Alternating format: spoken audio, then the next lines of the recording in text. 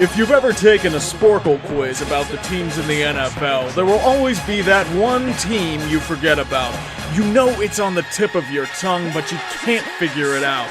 After a while, you just give up and realize it's the Jacksonville Jaguars.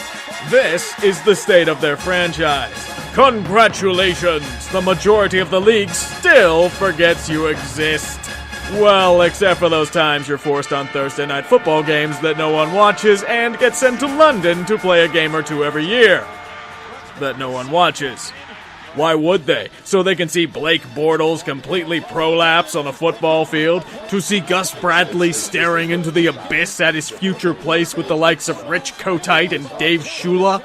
Or is it to see them bumble against a team like the Houston fucking Texans, starting someone who could quite possibly be worse at quarterback than Bortles and choke away yet another game?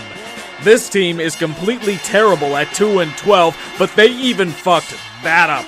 They're god-awful in a year where the Cleveland Browns are openly defecating on a football field, and San Francisco is desperately making their case for biggest Lolcow in football. They are a colossal Lolcow in their own right for utterly failing at being a Lolcow. They're like Milton Wadhams from Office Space. They offer no tangible benefit to the league, no one wants anything to do with them, and everyone and their mother forgets they are there unless they are shoved in our faces. Let me put it to you this way. This is the most notable thing to come out of that franchise in the past decade. Look at it. Soak it in. That fan represents everything regarding the Jaguars since the turn of the millennium. They had a pretty cool and promising team in the late 90s. The likes of Mark Brunell, Fred Taylor, Keenan McCardell, and Jimmy Smith made for an exciting team to watch. Then they faded into absolute obscurity.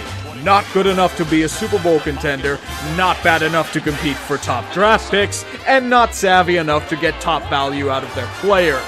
Most of their first-round picks either suck, get injured, or are druggies, because there is obviously nothing better to do in Jacksonville. Remember, this is a team that passed on J.J. Watt to bless the world with the noodle arm of Blaine fucking Gabbert.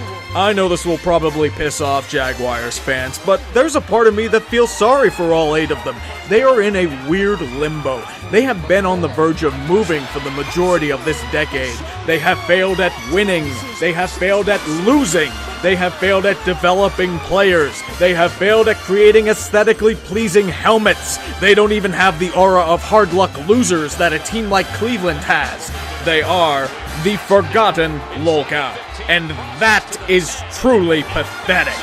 Now it's just a matter of time until the NFL fixes the glitch, i.e., forces them to move to London and completely fuck up the league even further.